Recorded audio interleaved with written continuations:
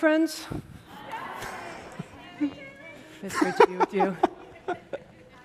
What you may not know about Jeremy, but you're going to get to discover why, is that in his role at the Peter F. Drucker School of Management as an associate professor of practice, for 8 years he has been awarded by students the Professor of the Year Award, which is pretty cool. And even further, when he needed to have a kidney replacement when he was 38, 13 former students offered him a kidney. Anyway, pretty cool, Jeremy. The love that comes back to you from what you put out as an educator. You'll all be blood typed after this. Thank you. Jeremy is part of the core faculty of the Inner MBA. And as part of the Inner MBA, he brought forth a teaching. You're going to hear an abbreviated form of it here on managing our nervous system at work. And one of the things that I was interested to see was that this was one of the most important topics for people who joined the Inner MBA looking at how they could grow themselves so they could grow their businesses. And I was like, this is what people want right now. People want to learn how to manage their nervous systems. You could use code language. I like to use code language, which is staying sane in an insane world, insane situations. How do we do it? And I've had some observations, personal observations. Why is there so much interest in managing our nervous systems in the last few years?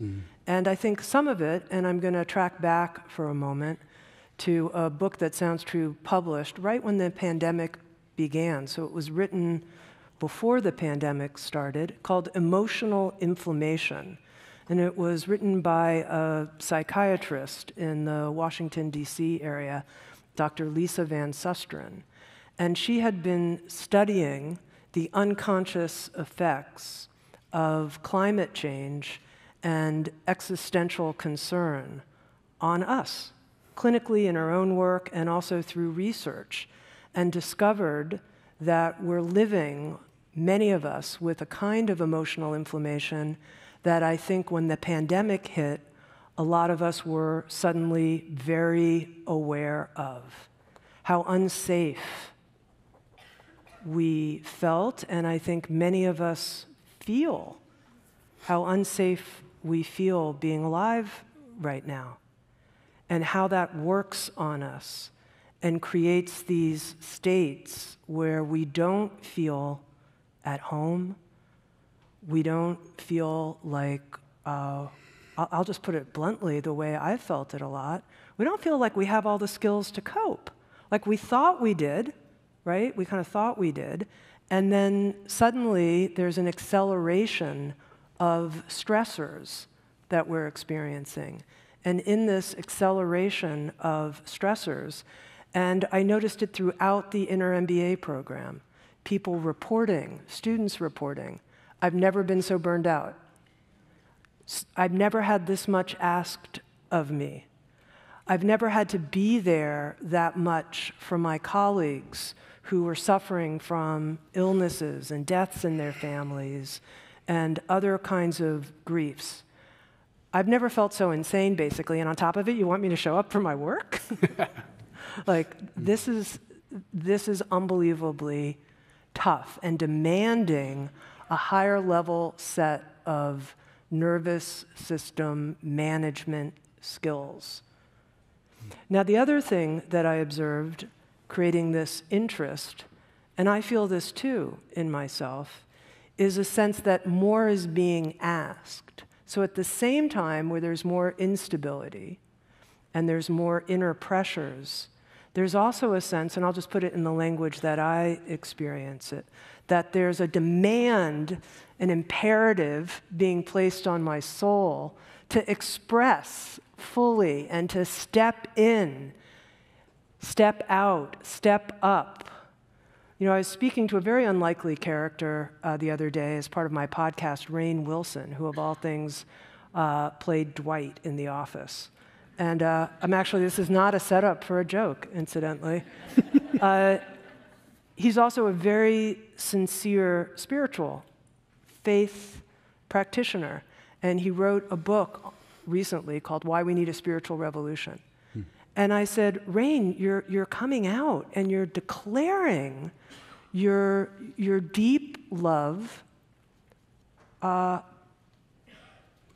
life, and your deep love for wisdom traditions, and your deep love, he's part of the Baha'i faith, your deep sense of faith and devotion. I go, aren't you afraid people are going to make fun of you? And he was like, well, yeah, of course. And they are, and they do. But there's too much at stake, Tami. The depth that we need a spiritual revolution at our time, it's so important that there's this demand inside that I come forward, and I'll deal with whatever comes at me. It's more important that I take a stand. And I say that because I think many of us are also feeling that type of inner pressure. And it's an inner pressure to listen to what our soul is asking of us at this time. Even if that includes moving to a new place, changing our jobs, changing some other aspect of the configuration of our life. We know we need to do it. We know that as part of team belonging, with our friend John Powell, Team Humanity, the team that we're on, we know it's time. It's time to follow the evolutionary call, the evolutionary force. And as Jeremy and I have been talking about, can business be a place where we turn our challenges, whether those are our nervous system challenges, whatever challenges they are, into the work of our evolution? Can it provoke our evolution? Can we use it for our soul growth? So there's a lot more I could say, but I want to turn it over to Jeremy because I really want you to have a chance to experience his pith instructions on managing your nervous system in life and work. Okay, thank you. Thank you, everybody, for coming. Thank you for Wisdom 2.0 for doing this for 14 years. And I want to say thank you to you. I was a very desperate 20-year-old, not sure if I was going to live. And it was a sounds true creation, the roots of Buddhist psychology, that your voice was at the top of every cassette tape that I listened to desperately over and over again, so much so that I wore out the first set and had to buy another one. That kept me alive. And it's really a strange experience to be here on the stage 30 years later with you. Life is weird. So thank you for doing what you do in the world. And I know I'm not the only one who feels that way. So.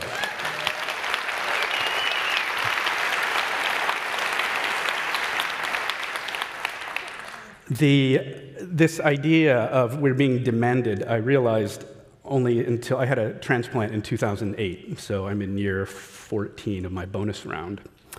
And it was only until after that that I realized that I had been given advanced graduate training on how to use adversity to evolve yourself. And the model I use in my head, which I received from one of my teachers, Dr. Tintin, who lives in Sebastopol, was this one. It's like, use your life as a training ground. And that it is not it's not a way of escaping your life, which quite frankly, we know that people can use meditation to escape their life, because I couldn't escape my life. And I realized as you're talking about climate change, I lived for 17 years with this feeling of unsafety. And then how do you make a life despite that, right? So this idea of like, okay, here you are in your life, and then you've got all this stuff happening to you, right? And how do you create the space inside to deal with that? As opposed to go off to the mountaintop and try to escape your life at least for 10 days and then come back, which I'm not saying is a bad thing. You should be able to do that. But you should be able to do more than that. And so in my work, we use your life as the place you train yourself. And so you have plenty of opportunity, right? So I oftentimes ask people what we affectionately call the Homer moment. I do not own The Simpsons, just FYI, if there are any attorneys in the room, about their Homer moment. Like, where have you done or said something that you now regret? And if that was at work, even better. And if it was somebody you don't like, even better. Where have you done or said something you now regret? And then the next question is, what's the cost of that? And the cost of it is morale, my sense of worth, my inner peace, the quality of my sleep, the relationships we have at work. Somebody said $3,600 was the cost of it. But we start to see that every one of my students learns this framework, that we have two games to play. I tell my students, like, life is easy. You only have to do two things. You have to manage what's going on inside you, and you have to deal effectively with what's going on outside you. And if you can do that in real time, then you're really good. You only have to do two things, right? What I believe, I don't think this is too much of an overstatement, the colossal irrelevance of most of what you learn at a business school focuses, except mine and except what we're creating, is that it focuses entirely on the outer game, right? That you have to produce results in the world, which is true. You have to produce results in the world, right? The patient has to get healed. The soup has to get canned. The kidney has to be transplanted. The student has to be taught. The product has to ship. You'll have to produce a result in the world.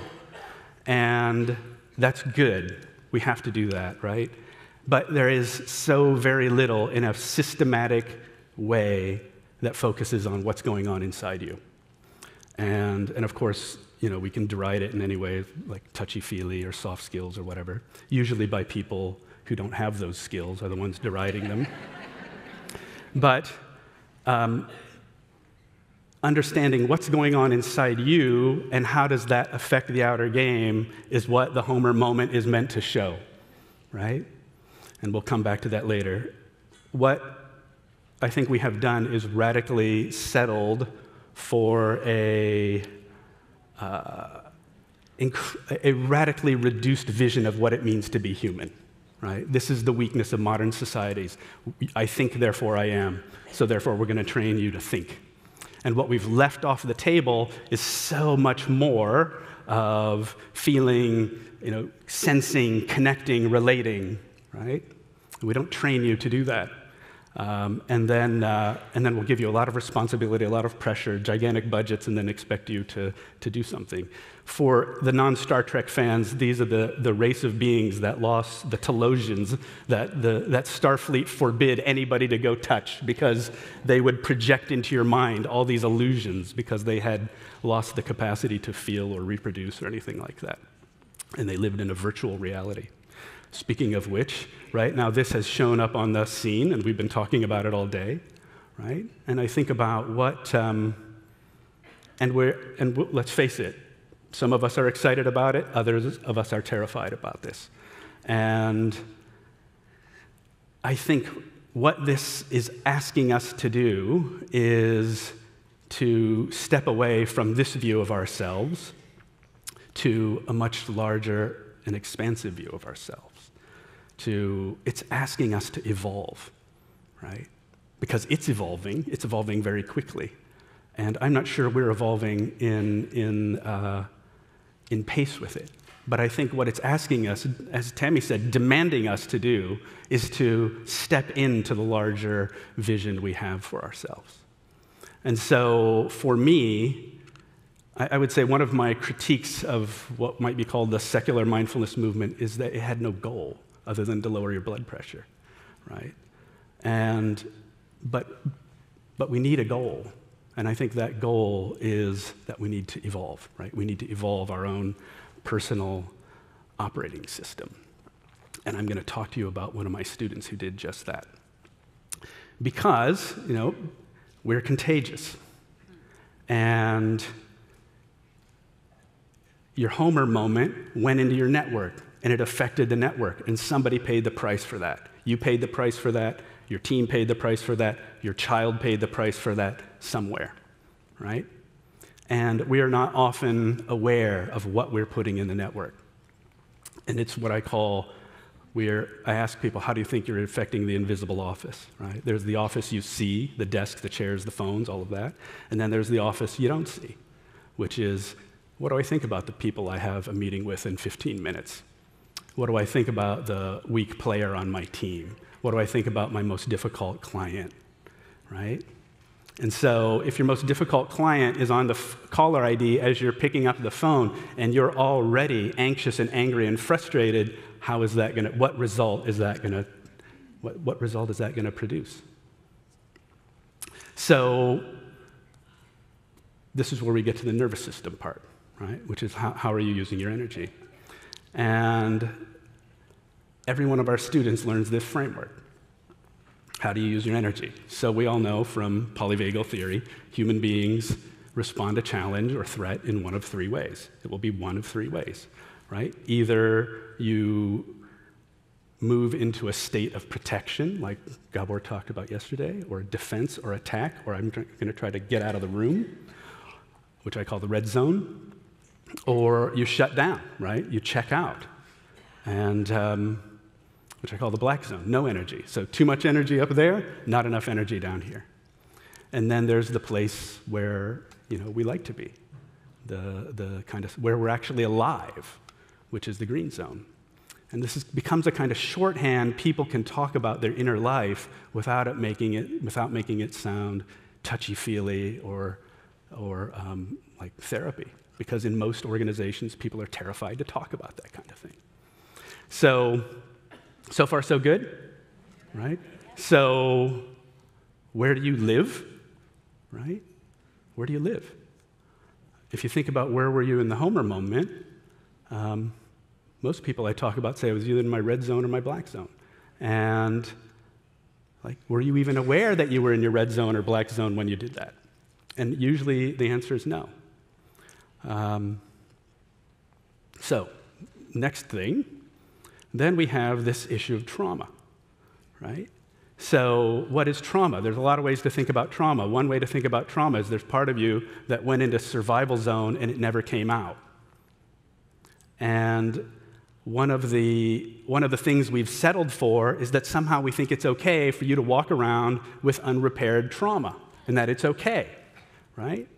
I got one of our IMBA alums sent me a note, said I'm 60-some years old, and I've finally come to the realization all those things I experienced as a little boy weren't normal. They weren't normal. And I've been trying to normalize it my entire life, right? And he said, and it's getting in the way of what I want to create in my world before I die. So I hooked him up with my somatic trauma magician. He flies from Chicago to Los Angeles to see her, and then he sends me poetry. He sends me poetry of, I didn't plan on reading this, that's why, but you should hear this. And of course I didn't bring my glasses. He sends me poetry of what this 60-something-year-old man is experiencing as he's healing from his trauma. Jeremy, thank you from my heart, capital H. I have been in session and working 8 times now. I have so much excitement. You have no idea. She, the person I sent her to, is firm, kind, direct, intuitive, gifted, loving, firm. Did I mention that already? I need the firm. She tells me to be quiet all the time. That's my favorite, and all of my friends' favorite, too. Trauma, real. Her process is simple, not easy. Learning a new language. Hope now. I have hope. Dancing. Trauma, it's real, and it's digestible. I am also dancing and moving in Chicago and watching her videos. So nice, creating space. Thanks to you. Lovely. So heal your trauma. Take it seriously, right? Take it seriously. People don't take it seriously. The other thing I want to say is don't stop at healing your trauma, right? Don't stop at healing your trauma. What I think happens is that people check out too soon, right? They get to a point where, okay, I'm not totally miserable now. And now that's good, right? And that's too soon. That's what 17 years of kidney disease taught me. It's too soon. You can't check out that way. You gotta go into not just let's repair the wound, but let's transform fear. What does it mean to live without fear? That's where the money is, right? What would your life be like if you didn't have fear? So keep going, right? Don't try to just get to okay, right? Get to amazing, because the AI needs you to do that, right? So far so good? Okay, now, this is my student, Heather Dyer. She is an enormously magnificent human being, so much so that she allowed me to use this totally horrible picture of her. She had second thoughts when we just did a TED Talk, and she said to me, you know, I realize millions of people might be seeing that photo of me. And I said, yeah, and that's as big as your heart is, right? She's an endangered species biologist. She studies fish. And she works for one of our water agencies in Southern California, one of the fastest growing metropolitan regions in Southern California. And her job is to make sure this endangered species fish lives as well as human communities get their water. That's what her job is. And when I met her, she was struggling. Right? She had had a traumatic birth with her son. She was adjusting to being a mother. She was working full time.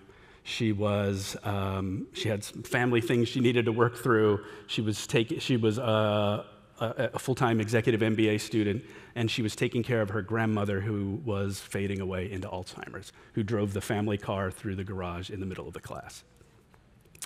So she realized she needed help, and she needed more than self-care, right? The red wine, dark chocolate, and locking herself in the bubble bath wasn't working anymore. And she needed to evolve, right? She needed to evolve.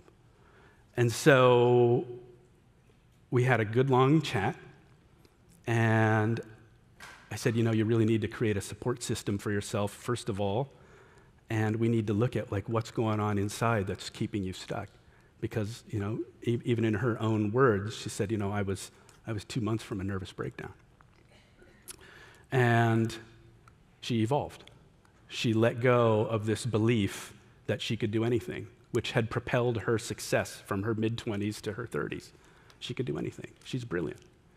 And she also let go of the idea that she couldn't ask for help from anybody, right?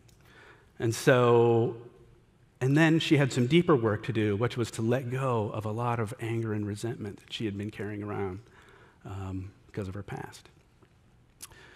As you know, when you do this inner work, outer things open up, right?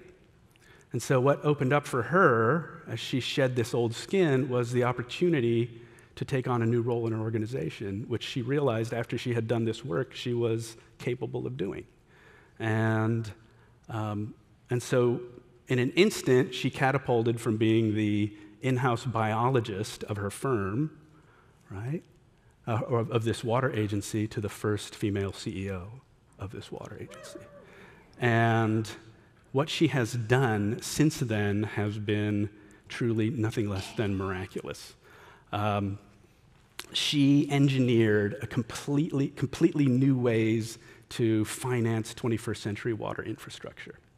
She engineered a plan to preserve native species habitat as well as making sure human communities got their water. And she also transformed her organization into a place of personal and professional development and growth, which they just won a Healthy Workplace Award for. First time her agency had ever done this. So my favorite Joseph Campbell quote is not "follow your bliss," but rather "vital people vitalize." And what I found over 20-some years of teaching is that vital leaders vitalize other people around them, and when they do, they change the world. And so for Heather, it meant she had this realization that she was living in the red zone all the time. And And the light bulb moment went off. I remember the moment it happened in class when she realized, oh, her endangered species are living in the red zone all the time too. How do I save these fish if I can't even take care of myself? So she made it her strategic priority to put herself in the green zone. And then she said, I can help my team be in their green zone, right? And then what we do is we help our stakeholders be in their green zone. And I see myself as this island of calm and connection, and we are just trying to make this island bigger and bigger and bigger, right? That's what these leaders do. I interviewed for my podcast a fellow who was Robert Walter. He was the president of the Joseph Campbell Foundation, and for many years, and Joseph Campbell's kind of right-hand man towards the end of his life. And he said, you know, we have come to the end of the solo hero, right? We're done with that now. And what we have now in is the age of the ensemble hero, which I thought, that's interesting. And what I realized is that these vital leaders, what these vital leaders do is create atmospheres and organizations and relationships that energize ensemble heroism, right? It's not man of the year, right? They're taking care of an ecosystem. And so it's a very different model of leadership and what they're trying to do. And I think that's what we're trying to do, right? Because like what I think distinguishes the inner MBA is that it's not about checking out. It's about checking in. And I think one of the things we talked about the other day that really stuck with me is that in some ways it's not a spirituality of ascension. It's not about going up and out, right? It's a horizontal spirituality. It's about spreading outward from yourself in relationships, nurturing relationships of connection, right? So I think that's the game plan, folks, right? That's the game plan. So I think the last thing I would say is like just, not that this is going to do everything, but you got to take your own green zone seriously. And it's got to be the first thing that goes on your calendar, and it's the last thing that comes off, right? Like, how do you program green zone into your life, right? As John Powell pointed to, by bringing all the players together and take that on as a creative challenge. That's the creative challenge of our time, I think, as vital leaders. Thanks, everybody. Thank you.